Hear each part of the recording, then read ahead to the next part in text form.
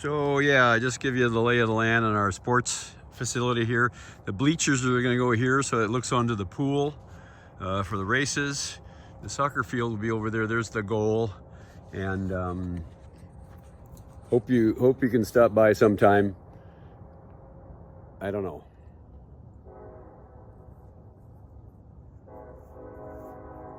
So here in Montana,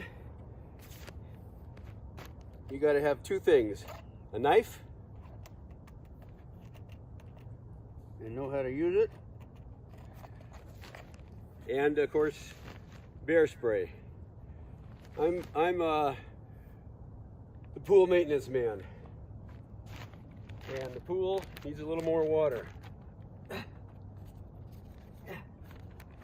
Okay. Yeah, I gotta fill this up every day. Okay? Okay. Bob! How come there's only 2 towels? We're expecting a lot of kids today. Did someone say bear? Wait, I gotta be quick draw. Hup! Yeah! Yeah, where is he? Yeah!